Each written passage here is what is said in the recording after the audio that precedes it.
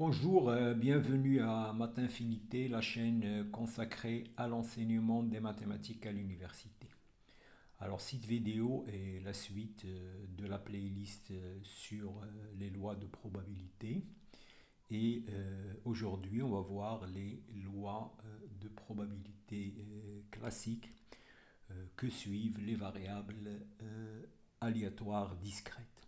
Alors la dernière vidéo, on l'a consacrée à l'introduction des variables aléatoires discrètes et certains de leurs propriétés. Alors aujourd'hui, on va voir certaines lois classiques que peuvent suivre ces variables. Alors allons-y.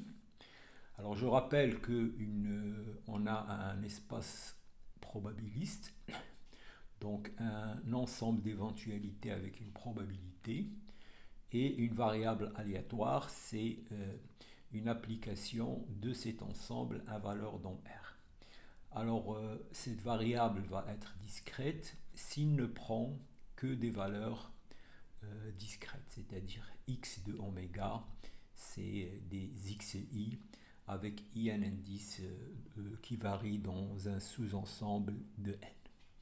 Alors quand on a une variable aléatoire discrète, on a son espérance mathématique, voilà, qui est donnée par cette formule, et on a la variance qui est l'espérance de x carré moins l'espérance de x au carré. Alors cette quantité est une quantité toujours positive, donc on peut aussi introduire l'écart type. Alors donc aujourd'hui on va voir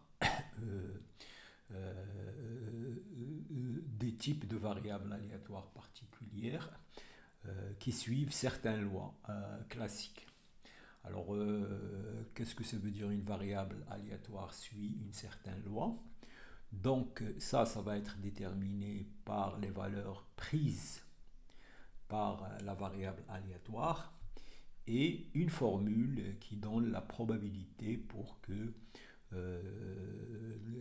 les événements dans oméga qui vont vers xi. Donc voilà. Donc c'est ça. Donc une loi va être déterminée par l'image de oméga et une formule qui donne la probabilité de x égale à xi. Et avec cette formule, on va calculer l'espérance. Donc quand on a la formule et les valeurs xi, on peut bien sûr calculer l'espérance mathématique et la variance. Alors la première loi de probabilité classique discrète, c'est la plus simple, c'est celle des Bernoulli. Alors la loi de Bernoulli correspond à une expérience aléatoire qui a que deux possibilités, soit un événement A, soit son contraire. Donc par exemple, quand vous lancez une pièce de monnaie, ben, il n'y a que deux possibilités, avoir pile ou avoir face. Et la probabilité d'avoir pile est donnée par pi, et l'événement contraire est donné par 1 moins p. Alors donc à cette expérience aléatoire, on associe une variable aléatoire qui donne 0 si on a E bar, c'est-à-dire si on a un échec en quelque sorte, c'est-à-dire si l'événement qu'on souhaite n'est pas réalisé, et la valeur 1 si on a donc par exemple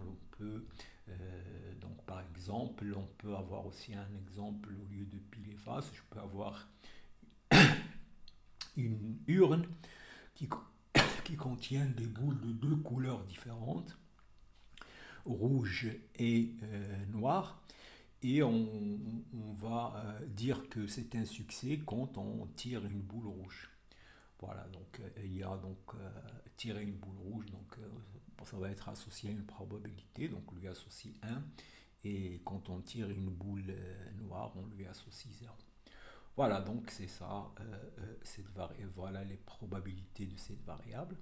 Et l'espérance et la variance sont très simples, on verra les détails. Alors maintenant, cette loi, donc quand on la combine, la loi de Bernoulli peut nous donner aussi la loi binomiale. Alors une variable aléatoire suit la loi binomiale s'il est la somme de n variables de Bernoulli.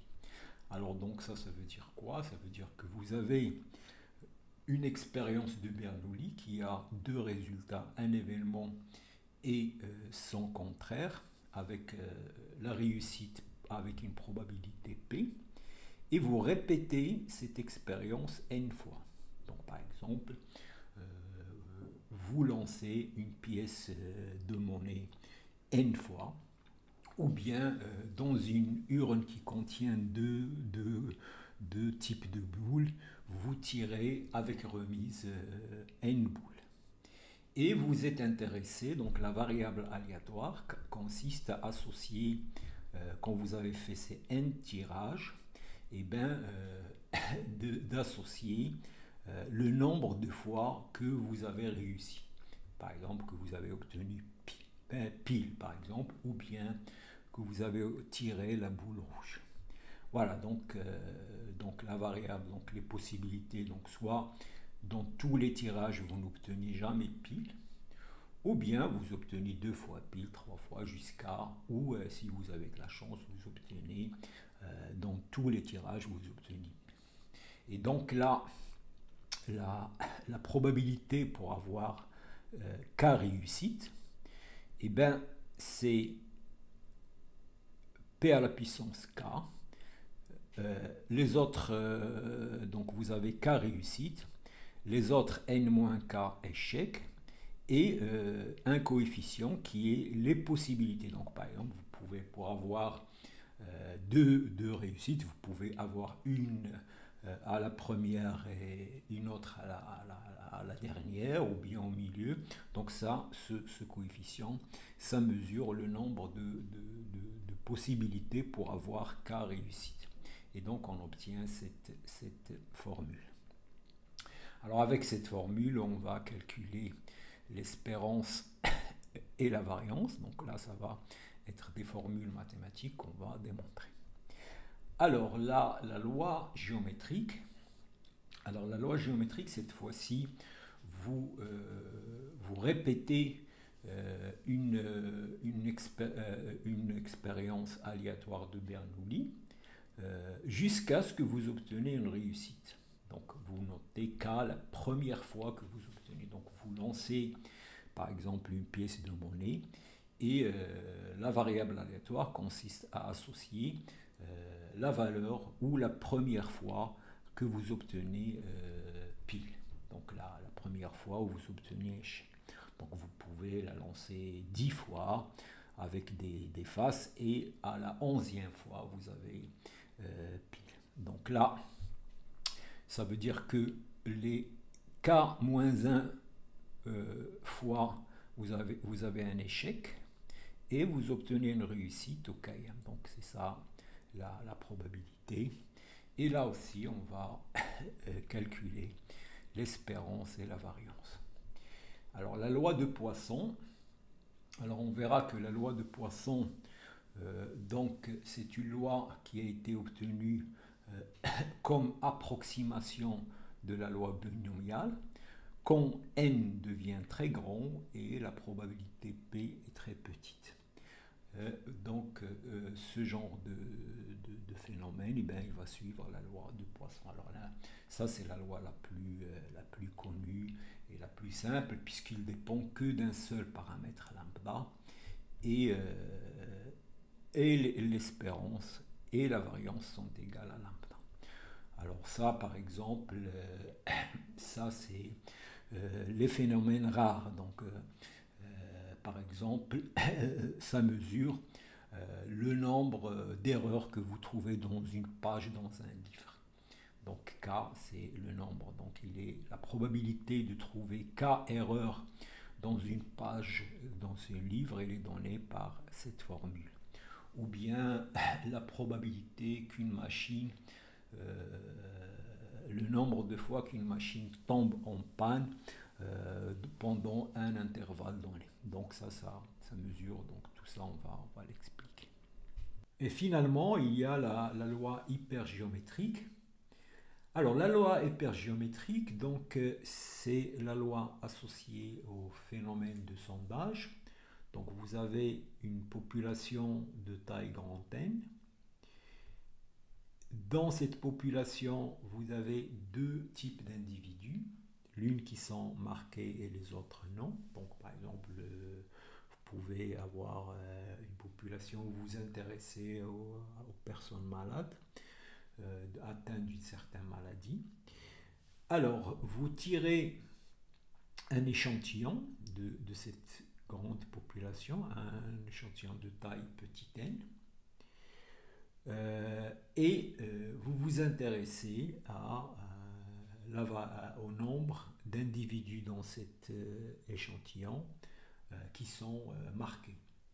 Voilà, et P, c'est le pourcentage des individus marqués dans la grande population. Voilà, alors c'est une loi, donc comme je l'ai dit, donc c'est le tirage. Donc vous pouvez aussi la modéliser par une urne qui contient deux types de boules, rouges et noires. Et dans cette boule qui contient grand N éléments, le pourcentage des rouges est P, c'est-à-dire le nombre de boules rouges, P égale à petit m sur grand N. Petit m, c'est le nombre de boules rouges. Et vous tirez N boules de cette urne et vous vous intéressez à K, la probabilité d'avoir K boules rouges dans votre échantillon. Voilà, et donc c'est ça la loi hypergéométrique. Voilà, donc on va voir tout ça maintenant en détail. Alors il y a un type de variable aléatoire donc très simple, donc c'est qui suit la loi de probabilité uniforme. Donc là les valeurs, il y a n valeurs et la probabilité c'est 1 sur n. Donc c'est le même type de probabilité. Donc là l'espérance c'est la moyenne et l'espérance au carré c'est la moyenne des valeurs au carré et la variance c'est ex carré moins e. Donc par exemple, si vous prenez la variable aléatoire qui a associé un lancer de dés régulier dans le sens que toutes les faces sont obtenues de la même probabilité, et bien vous associez donc à chaque lancer le nombre apparu. Donc la valeur va prendre 1, 2, 3, 4, 5, 6. Ils sont tous obtenus avec la même probabilité 1 sur 6. Et bien sûr, vous pouvez calculer l'espérance. Donc c'est 1 sur 6 la somme. La variance, vous faites la somme des carrés. Et la EX au carré, c'est la somme, la moyenne des carrés. Et la variance, c'est EX carré moins E de X au carré. Et l'écart type, c'est racine de 3/5.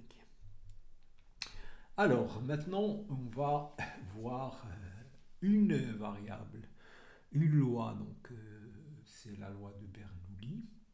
Alors ça, c'est disons, le fondement de tout ce qu'on va voir. Donc on a une expérience aléatoire qui aboutit sur soit un événement, soit son contraire. Donc ça, par exemple, si vous lancez une pièce de monnaie, donc vous avez soit pile, soit face. Et aussi, si vous avez une urne qui contient deux types de boules, rouge et noir par exemple, ben, quand vous tirez une boule, ben, la boule est soit rouge, soit pas rouge, c'est-à-dire noir.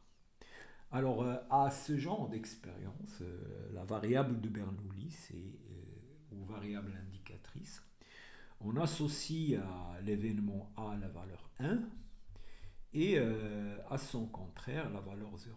Alors l'événement A il est obtenu par une probabilité P, et bien sûr son contraire c'est 1 moins P. Donc voilà le tableau, la loi de cette variable. La variable prend deux valeurs 0 et 1. 0 par la probabilité 1 moins P et 1 par la probabilité P. Alors bien sûr l'espérance c'est la valeur 1 fois pi de A, c'est-à-dire P, plus 0 fois pi de A bar. Bon, ça, il faut oublier, il n'y a pas ça. Donc, ça me donne 1 fois P de A égale à P. Et la variable, c'est EX au carré. Alors, EX carré, c'est P toujours, puisque 1 au carré, c'est 1. Et EX au carré, donc c'est ça les paramètres de cette loi. Alors, donc ça, cette loi, c'est la base à partir de laquelle on peut construire d'autres variables aléatoires.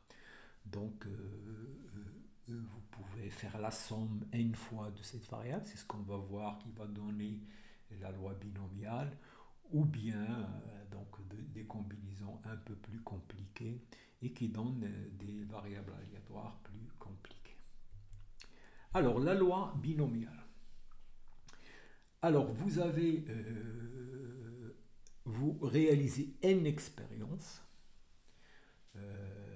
où chaque expérience suit la loi de Bernoulli. Donc, c'est-à-dire chaque expérience entraîne l'observation d'un événement E ou de son contraire. L'événement E est obtenu par une probabilité P. Et c'est la même pour toutes les expériences. Et E bar, bien sûr, c'est 1 moins P aussi. Et les résultats des expériences sont indépendants. Donc, par exemple, l'exemple fondamental, c'est vous lancez n fois une pièce de monnaie. Donc, à chaque fois que vous lancez une pièce de monnaie, vous allez obtenir soit pile, soit face. Alors, disons que pile, ça consiste à l'événement E. Et face, ça consiste à E bar. Vous pouvez aussi avoir un modèle de ça. Donc, vous avez une urne qui contient des boules rouges et des boules noires. Et vous tirez un tirage avec remise. Donc, vous tirez dans un premier temps une boule. Vous notez sa couleur et vous la remettez. Vous tirez encore une fois, vous notez la couleur et vous remettez. Voilà, donc c'est ça, les expériences. Donc cette situation correspond soit au tirage successif d'une pièce de monnaie, soit au tirage exhaustif, c'est-à-dire sans remise, avec remise, de boules dans une urne que contient que deux types de boules. Voilà, donc ça, voilà le schéma. Donc l'expérience 1, vous observez soit E bar avec probabilité, et voilà, vous faites ça n fois. Alors, on note EM, l'événement E se réalise à la EM expérience. Donc voilà. Et AK, donc c'est ce qui nous intéresse maintenant, AK c'est E se réalise qu'à fois dans la suite des expériences. Donc quand vous lancez par exemple une pièce de monnaie 10 fois, vous pouvez vous intéresser à A3, c'est-à-dire dans 10 lancés, vous obtenez pile 3 fois. Alors par exemple, vous lancez la pièce 3 fois, et vous vous intéressez à l'événement obtenir pile 2 fois.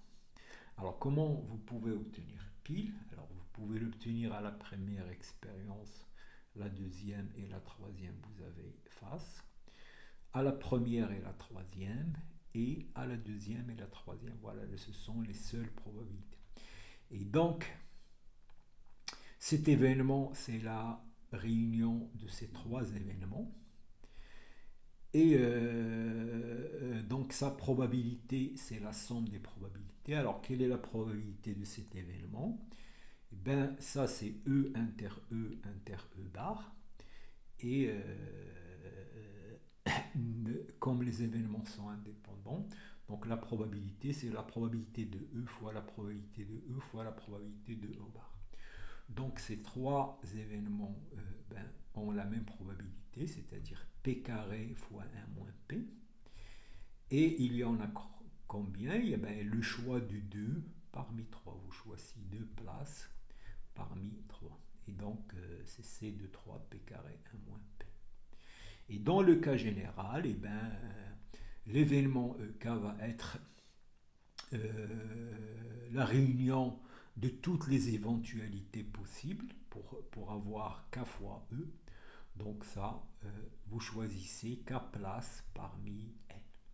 Et donc la probabilité, c'est CKN, P à la puissance K. Donc voilà, et les autres fois, vous obtenez E bar, c'est-à-dire que voilà, donc c'est ça la probabilité de l'événement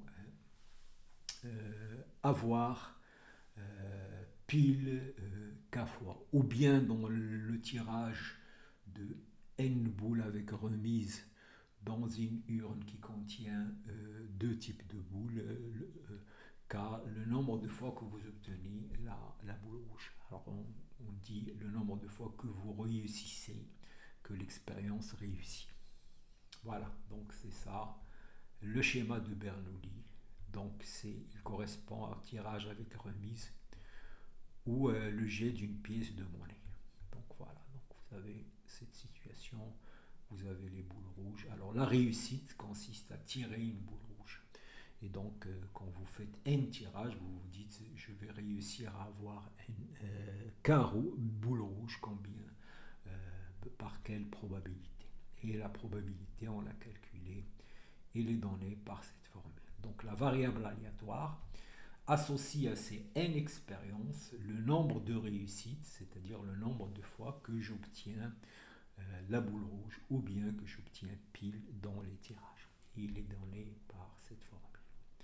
Alors donc, plus généralement, on dit qu'une variable aléatoire suit une loi binomiale avec n, voilà, si il prend ses valeurs dans 0, 1, n, donc vous pouvez avoir 0 fois, vous réussissez 0 fois, vous réussissez une fois, vous pouvez réussir n fois. Et pour chaque cas, la probabilité que x soit égal à k est donnée par cette formule du binôme. Alors cette formule, c'est ce que vous obtenez quand vous développez p plus k à la puissance n dans la formule du binôme de Newton. Voilà, et donc c'est pour ça qu'on appelle cette loi la loi binomiale. Alors il dépend de deux paramètres, n et p. N, c'est le nombre de fois que vous essayez, et P, c'est la probabilité de réussir, et K, c'est le nombre de fois que vous réussissez. Donc voilà la probabilité. Alors les paramètres descriptifs d'une variable aléatoire qui suit la loi binomiale, EX égale NP et VX égale à NP facteur de 1 moins P. Alors cette formule, je peux la montrer en constatant que la variable aléatoire c'est x égale à x1 plus la somme jusqu'à xn, ou xi et la variable de Bernoulli qu'on a vu qui a deux valeurs 0 et 1, et e de x, donc ça va être la somme des e de xi, on a vu que e de xi égale à p, et donc c'est n fois p. Mais bon, on va en fait montrer la formule par un calcul. Donc alors on commence par remarquer que ça, si vous faites k fois ckn, alors ckn c'est factoriel n sur factoriel k sur n moins k factoriel, vous allez obtenir ça, donc ça vous pouvez le vérifier facilement. Et donc E de x, c'est la somme de k égale à 0 jusqu'à n de k fois la probabilité, mais bon, donc le k 0, on l'écarte. Vous remplacez ici par ça, donc il restera ça. Après, je fais un changement de paramètre, je prends k-1 égale à k. Et donc, au lieu de commencer à 1, je commence à 0. Et au lieu d'aller à n, je vais à n-1. Et ça devient k plus 1. Et ça devient n moins k plus 1, c'est-à-dire ça. Et on remarque que ça, je sors un p. Et donc, je vais avoir la somme de k est 0, n-1, ck n-1, pk fois q n-1 moins k. Et donc, c'est ça, c'est p plus k à la puissance n-1 et on obtient la formule. Alors pour e x carré, donc je mets k au carré ici. J'utilise la formule de tout à l'heure, donc il y aura n, il restera k ici. Et je fais le changement de variable. k-1 égale à k, et donc je vais obtenir ça. Alors je vais avoir k, donc je vais avoir n-1p au carré, plus p, plus la variable. Et donc la variance c'est ex carré moins x carré, on trouve ça.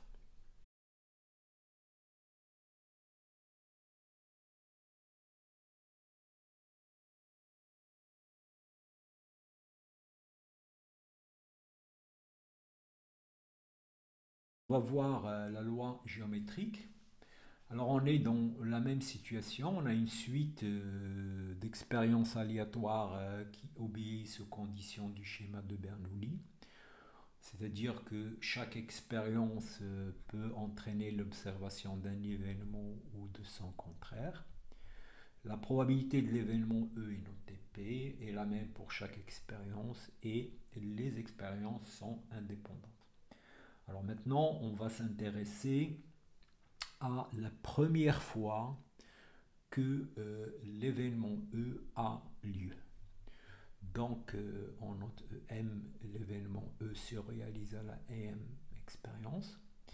Et on considère la variable aléatoire qui est associée à toute suite de résultats le rang du premier élément.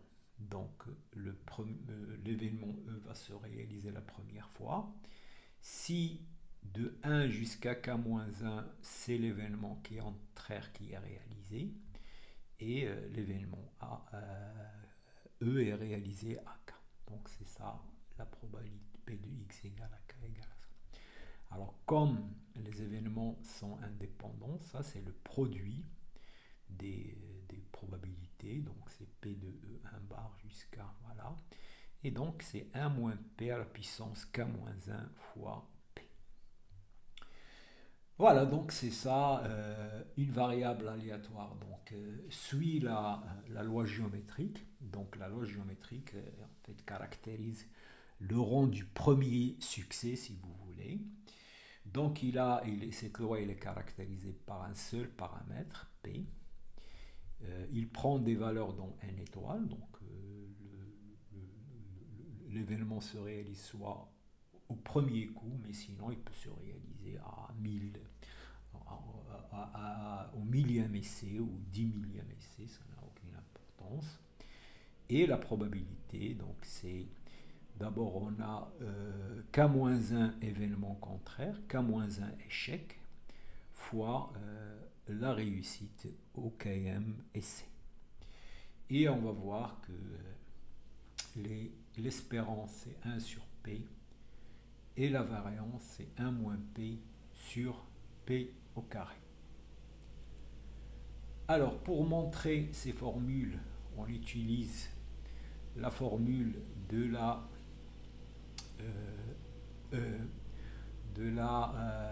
série géométrique, la somme des xk égale à 1 sur 1 moins x pour valeur absolue de x inférieur ou égal à 1. Sa série dérivée, donc c'est la dérivée de ça, et la dérivée seconde, qui est donnée par cette formule. Et donc l'espérance, c'est K fois la probabilité. Donc P ici va sortir et il restera la formule de la dérivée. Donc c'est 1 sur 1 moins 1P au carré. Donc ça donne bien ça. Alors pour l'espérance de x carré, donc on met K au carré. J'écris K carré égale à K facteur de K moins 1 plus K. Et ici, donc j'utilise la formule de la dérivée, donc avec de la dérivée seconde, donc je sors P et 1 moins P, il restera la somme de K, K moins 1, 1 moins P, K moins 2, qui est ça. Et là, c'est l'espérance c'est cette formule qu'on vient de calculer, et on obtient la variance qui est égale à. Pour finir, les lois classiques, on va voir la loi hypergéométrique. Alors, la loi hypergéométrique, c'est la loi du tirage exhaustif ou sans remise. Donc, c'est une loi qui apparaît dans les sondages. Alors, donc, vous avez une population de taille grand N, et de cette population, on extrait un échantillon de taille petit n. Voilà, donc, alors donc on les prend sans remise, donc il n'y a pas de remise.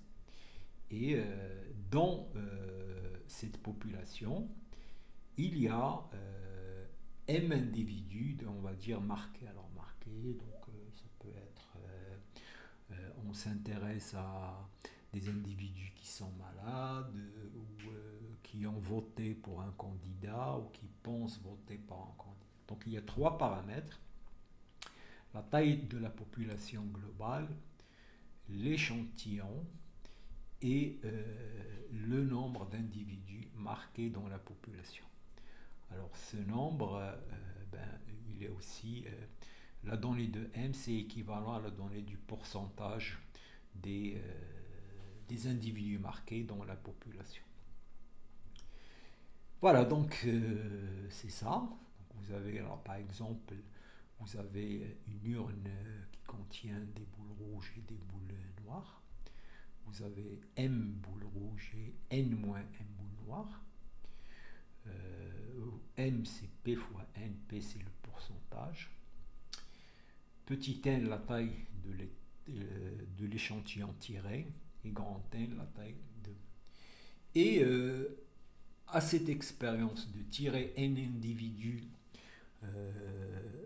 petit n individus dans une population de grand N taille, avec m individus marqués, on s'intéresse à la variable aléatoire qui est associée à chaque tirage le nombre d'individus marqués qu'on obtient. Quand vous tirez un individu, donc vous aurez un certain nombre d'individus marqués et les autres qui ne sont pas sont marqués. Voilà. Donc c'est ça la loi hypergéométrique HNP. Alors la probabilité d'avoir K individus marqués, c'est choisir K parmi les individus marqués, donc M, et les autres, N-K, choisir parmi les non marqués, N-M. Donc c'est ça la probabilité sur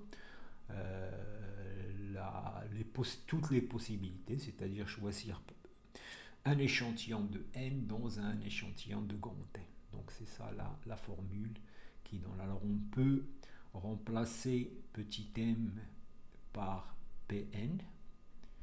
P c'est le pourcentage d'individus marqués dans la population. Donc et on obtient cette formule. Donc c'est ça, une variable aléatoire donc, qui prend ses valeurs entre 0 et n et la probabilité pour x égale à k est donnée par ça. Alors les paramètres descriptifs sont compliqués à calculer, donc je vous les donne ici. Donc alors ce qu'il faut remarquer que c'est la loi hypergéométrique, il a la même espérance que la loi binomiale. Par contre, bon, la variance est un peu plus compliquée. Alors maintenant la loi de Poisson. Alors la loi de Poisson, c'est une approximation de la loi binomiale et on va le voir tout de suite. Donc c'est une loi qui a été introduite pour modéliser des phénomènes rares. Et il est l'une des lois les plus fondamentales dans la théorie des files d'attente, les processus stochastiques, etc. Donc, et c'est la plus courante des lois pour une variable aléatoire et discrète. Donc on va voir que la loi binomiale peut être approximée par la loi de Poisson. La loi hypergéométrique peut être approximée par la loi binomiale qui peut être approximée par la loi de Poisson. Donc en fait, ces deux lois, donc on peut en quelque sorte les approximer par la loi de Poisson. Alors, des exemples de situations, de phénomènes qui suivent la loi de Poisson. Donc, par exemple, le nombre d'erreurs dans une page dans un livre, donc, ou dans un livre en entier. Donc, voilà, donc si vous vous intéressez à la probabilité d'avoir K erreurs dans un livre, donc cette probabilité est donnée par la loi de Poisson avec un paramètre lambda. Donc l'arrivée dans une file d'attente aussi suit la loi de Poisson. Alors, voilà les caractéristiques de la loi de Poisson. Il prend ses valeurs dans n et la probabilité d'avoir k, c'est lambda à la puissance k exponentielle moins lambda sur factoriel k. Alors, ce qui est intéressant pour cette loi, c'est que et l'espérance et la variable sont égales, ils sont tous égales à lambda. Donc, la loi, en quelque sorte, la loi de Poisson, est caractérisée par son espérance ou par sa variance, parce que c'est le paramètre lambda qui est là. Alors, on va montrer ces deux formules. Donc, E de x, donc c'est la somme de k fois la probabilité. Donc, la probabilité, c'est E lambda k sur k. Alors ici, je simplifie par k, donc je vais avoir k moins 1 ici. Et je change de paramètre. Et donc, il va y avoir lambda k plus 1 lambda sur k. Et donc je vais avoir, ça c'est exponentiel lambda, et je vais avoir égal exponentiel lambda fois exponentiel lambda égale lambda. Bon, alors pour k carré, c'est la même chose, donc je simplifie, je change de paramètre, donc je vais avoir ça, et puis donc k lambda k plus k, donc c'est lambda carré puisqu'on l'a calculé ici, et plus lambda, et donc si vous calculez v de x, c'est espérance de x carré moins e de x carré égale lambda. Voilà, donc c'est un petit calcul, il faut faire attention à changer les paramètres. Alors maintenant, le comportement asymptotique de la loi binomiale, on va voir que la loi binomiale, quand n devient très grand et p très petit, eh bien, peut être approximée par la loi de Poisson. Alors je rappelle, la loi binomiale, il dépend de deux paramètres. N, c'est le nombre de tirages ou le nombre de fois où l'expérience aléatoire. Voilà, et P, c'est la probabilité de la réussite.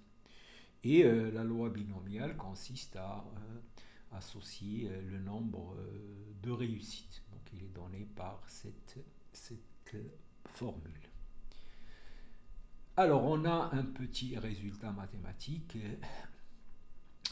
Quand vous avez une suite telle que limite de Pn égale à 0 et limite de nPn égale lambda, et bien la limite de cette quantité, donc qui est la probabilité de la loi binomiale, et bien c'est la probabilité de la loi de Poisson.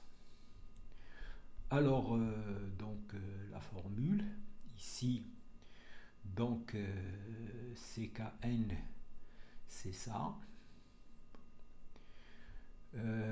Alors valeur fois pkn, donc là je l'ai oublié, il y a pkn ici, et ça c'est exponentielle de n-k log de 1 moins pn, donc là il y a pkn. Alors ça c'est n-1 jusqu'à n-k, c'est équivalent à n, donc ça fois pkn c'est équivalent à npk sur factoriel k. Log de 1 moins Pn, c'est équivalent à moins Pn puisque Pn tend vers 0. Donc ça, c'est équivalent exponentiel moins Np exponentielle de k Pn. Alors ça tend vers 1. Ça tend vers exponentielle de moins lambda. Et ça tend vers Npn, ça tend vers lambda. Donc c'est lambda à la puissance k sur k. Et on a la formule.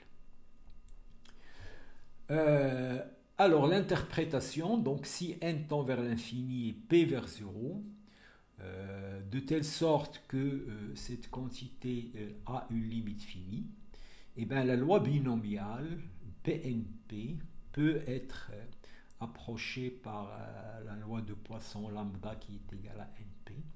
Et donc c'est-à-dire je peux, cette valeur-là peut être approximée par la valeur P lambda égale à K. Et donc, voilà, c'est ça la formule. Donc, la loi binomiale peut être approchée par la loi de Poisson PNP. Donc, cette formule est très proche de celle-là. Alors, les conditions, il faut que n soit très grand, plus grand que 50, et p plus petit que 0,1. Alors ici, vous avez un tableau qui les compare.